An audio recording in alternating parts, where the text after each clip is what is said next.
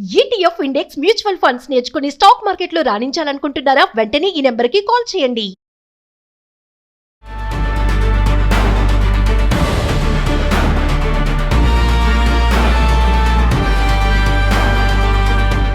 నమస్తే, welcome to Suman TV. Present మనతో పాటు ఉన్నారు major Oberoi academy director major SPS Oberoi గారు. నమస్తే సార్. నమస్తే మ్యామ్. సార్, ఇప్పుడు అబ్రాడ్ ఎడ్యుకేషన్ కోసం వెళ్ళాలనుకునే వాళ్ళకి కానీ, నాట్ ఓన్లీ ఎడ్యుకేషన్, అక్కడ వర్క్ చేయాలనుకునే వాళ్ళు కానీ, ఇప్పుడు ప్రజెంట్ అమెరికా సిచ్యువేషన్ మీరు కూడా చూస్తూనే ఉన్నారు వార్తలు. ట్రంప్ లేనిపోని డెసిషన్స్ పెట్టడం, వీసాస్లో చేంజెస్ తీసుకురావడం. మరి మామూలుగా ఎవరికైనా చూడండి, అబ్రాడ్ వెళ్ళాలి అంటే ఖచ్చితంగా గుర్తొచ్చేది అమెరికా. ఎందుకు అమెరికాని ఎందుకు చూస్ చేసుకోవాలి? జర్మనీ, ఆస్ట్రేలియా, కెనడా ఇవన్నీ ఉన్నాయి కదా. సో మరి ఇక్కడ స్కిప్ అవ్వచ్చు కదా, ఆ కంట్రీస్ కూడా పిలుస్తున్నాయని చెప్పేసి కొన్ని వార్తలు కూడా చూస్తున్నాం. సో ఒకసారి దాని గురించి మాట్లాడండి. అంటే మ్యామ్, అమెరికా ఎందుకు ఎక్కువగా కోరుకుంటారు పిల్లలు అంటే, ఐటీ సెక్టర్కి అది మంచి ప్లేస్. అదొకటి. మన పిల్లలకి ఇంగ్లీష్ బాగా వస్తుంది. అండ్ అమెరికాలో ఇంగ్లీష్ వస్తే మీరు హ్యాపీగా బతికేయచ్చు. అదొక dimension. And obviously America is known to be the land of dreams. So మీకు ఏమంటారు, ఎడ్యుకేషన్ పరంగా కానీ స్కిల్ సెట్ పరంగా ఏమైనా మంచిది వస్తుంది అంటే ఖచ్చితంగా అమెరికా ఈజ్ ద డెస్టినేషన్. అందుకే అందరూ అమెరికా అని పిల్లలు ఎక్కువగా చూస్ చేసుకుంటారు. మీరు ఇంకో దేశం పేరు తీసుకున్న జర్మనీ. జర్మనీలో ప్రాబ్లం ఏంటంటే అక్కడ జర్మన్లోనే మాట్లాడతారు. So language becomes a very big barrier ఇలాంటి దేశాలు. అంటే ఇప్పుడు కొంచెం పరిస్థితులు మారుతున్నాయి, కానీ అక్కడ కొంచెం acceptance for other country people అమెరికాతో పోల్చుకుంటే తక్కువ. సో వాళ్ళు అవుట్ సైడర్స్ని ఒక అవుట్ సైడర్ విధానంలో చూడడం కానీ, అండ్ దానికన్నా ముఖ్యంగా మ్యామ్ ఆపర్చునిటీస్ అంత ఎక్కువ స్థాయిలో జర్మనీ లాంటి దేశాల్లో అవైలబుల్ లేవు.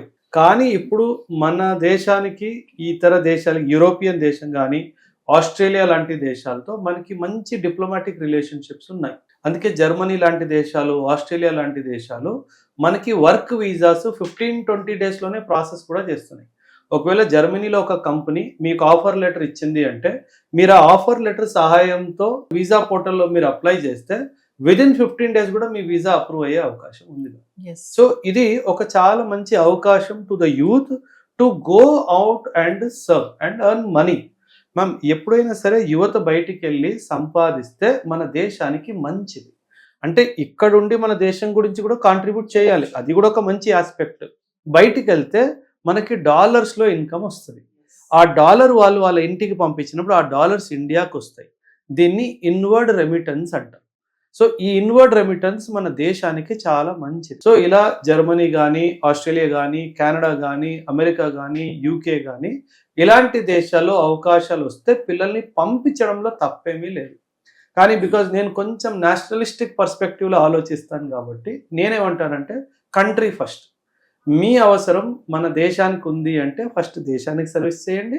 లేదు అక్కడికి వెళ్ళి ఇంకో మంచి ఆపర్చునిటీస్ ఉన్నాయంటే ఖచ్చితంగా మీరు బయటికి వెళ్ళే హక్కు మీ అందరికీ ఉంది. సో ఈ వీసా ప్రాసెస్ అమెరికా లాంటి దేశాలు ఇన్ ద రీసెంట్ టైమ్స్, అతి ముఖ్యంగా ట్రంప్ గారు రెండోసారిగా ఒక ప్రెసిడెంట్ లాగా వచ్చిన తర్వాత ఆయన చాలా మార్పులు తీసుకురావడం జరిగింది వీసాలు. ఇన్ఫ్యాక్ట్ మీకు గుర్తుంటే కొన్ని నెలల ముందే వీసా అప్లికేషన్ ఫీజా ₹1,00,00,000 అయిపోయింది. ఇప్పుడు ఎవరు ₹1,00,00,000 ఇచ్చి ఇండియా నుంచి వర్క్ ఫోర్స్ని తెప్పించుకుంటారు? తెప్పించుకోరు. సో వాళ్ళు ఏం చేస్తారు, ఇండియా నుంచి తెప్పించుకోవడం మానేస్తారు. సో ఇప్పుడు అక్కడ అమెరికన్ సుప్రీం కోర్టు ఇది అక్రమము, ఇది కరెక్ట్ కాదు అని చెప్పడం జరిగింది.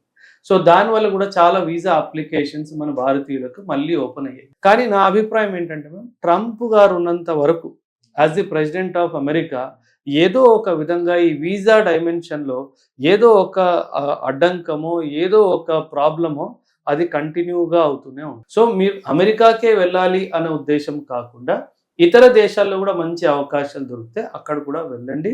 అది మంచి ఎక్స్పోజర్ కూడా, మంచి ఎక్స్పోజర్. అంటే అమెరికా సెలెక్ట్ చేసుకోవడానికి కారణం ఓన్లీ లాంగ్వేజ్ అని అంటున్నారు. అంటే ఇప్పుడు అమెరికా ఏమైపోయిందంటే మ్యామ్, కొన్ని తరాలుగా మన జనరేషన్ పిల్లలు వెళ్తున్నారు కాబట్టి ఒక మంచి percentage of population America Indian అయిపోయింది. సో వాళ్ళకి మనం మన దేశాన్ని వదిలి వచ్చేమో అన్న ఫీలింగ్ రాకుండా, అరే ఇదేదో మన ఇంట్లోనే ఉన్నట్టుంది అనే ఒక భావన వస్తుంది. కాబట్టి అందుకే ఎక్కువ మంది పిల్లలు అమెరికా వెళ్ళాలి అని అనుకుంటారు. అంతేకాకుండా మనం కనెక్టివిటీ చూసుకుంటే, ఫ్లైట్ కనెక్టివిటీ చూసుకుంటే అమెరికా ఇండియాకి ఫ్లైట్ కనెక్టివిటీస్ అంటే మన హైదరాబాద్ కానీ, బెంగళూరు కానీ, చెన్నై కానీ, ఢిల్లీ కానీ ఇలా రీజనల్తో కూడా చాలా బాగా కనెక్ట్ అయ్యి ఉంది. అంటే డైరెక్ట్ ఫ్లైట్స్ ఉండడం, సో అది కూడా ఒక పుల్ ఫ్యాక్టర్. ఏమైనా ఇంట్లో జరిగితే వెంటనే వచ్చేయచ్చు కదా, అంటే కనెక్టింగ్ ఫ్లైట్ మళ్ళీ దుబాయ్కి వెళ్ళి మళ్ళీ ఎక్కడో కాకుండా అలా. సో ఎయిర్పోర్ట్ కనెక్టివిటీ అంటే ఎయిర్ ట్రాఫిక్ కనెక్టివిటీ కూడా చాలా బాగా ఉంది. సో అందువలన కూడా చాలా మంది పిల్లలు అమెరికాకే వెళ్ళాలి అని సాధారణంగా కోరుకుంటారు. కొంతమంది జర్నలిస్టులు చెప్పేది ఏంటంటే ట్రంప్ ఉన్నంత వరకు వెళ్ళకపోవడం మంచిది, స్టూడెంట్సే కానీ జాబ్ చేయాలనుకునే వాళ్ళు కానీ అక్కడ సెటిల్ అవ్వాలనుకునే వాళ్ళే కానీ అని అంటున్నారు. అంటే మీరేం చెప్తారు? అంటే మేము వెళ్ళకపోవడమే మంచిది అన్నది maybe that is an extreme statement. ఎందుకంటే at the end of the day he's a political leader. అక్కడ మనం వెళ్ళేది ప్రభుత్వం కోసం డైరెక్ట్గా పనిచేయడానికి కాదు, మనం ప్రైవేట్ సెక్టర్ కోసమే పనిచేస్తాం. America is a market economy. Market economy అంటే ఆ బిజినెస్ ఒక డైమెన్షన్లో ప్రభుత్వం జనరలీ కలర్ చేసుకోదు. అంటే పాలసీ కంట్రోల్ చేస్తుంది. ఇప్పుడు H1 వీసా ఫీజు ఎలాగైతే పెంచిందో అది చేస్తారు తప్పితే మీరు ఇక్కడ ఈ కంపెనీకి రావడానికి వీల్లేదు అన్నట్టుగా డైరెక్ట్ ఇంటర్వెన్షన్ అయితే జరగదు. సో సాధారణంగా అందుకే ఒకవేళ మీకు అమెరికా నుంచి ఆపర్చునిటీ వచ్చిందంటే ఖచ్చితంగా వెళ్ళండి. డెఫినెట్లీ ట్రంప్ ఏదో పని ఆయన చేస్తారు, ఆయనకు అది అలవాటే, అది మనందరికి తెలిసిద్దే. But it is only a matter of ఇంకేముంది, వాడు రెండున్నర సంవత్సరాలు వెళ్తే ఆయన వెళ్ళిపోతారు. సో ఆయన ఉన్నాడని చెప్పేసి మనం వెళ్ళడం మానేయడం అనేది కరెక్ట్ కాదు అన్నది నా అభిప్రాయం. సో ఫైనల్ అంటే అబ్రాడ్ ఎడ్యుకేషన్ కోసం వెళ్ళాలనుకునే వాళ్ళకి, అక్కడ ఉండే వాళ్ళకి ఏమైనా సజెషన్స్? ఖచ్చితంగా మ్యామ్, మీరు ఎక్కడ ఉన్నా సరే, మీరు ఎడ్యుకేషన్ పర్పస్ కోసం వెళ్ళారో, ఉద్యోగం పర్పస్ కోసం వెళ్ళారో, పర్మనెంట్గా సెటిల్ అయిపోవాలి అన్న ఉద్దేశంతో వెళ్ళినా, don't forget your motherland. మీ దేశాన్ని, మీ దేశంలో మీరు వదిలిపెట్టి వచ్చిన ఫ్యామిలీని ఎప్పుడూ మర్చిపోకూడదు. వాళ్ళు కూడా మీ బాధ్యతే. ఈ విషయం మీరు ఖచ్చితంగా ఎప్పటికీ గుర్తుపెట్టుకోవాలి. అది నా యొక్క చిన్న మనవి మీ అందరికీ. Thank you sir. Thank you very much.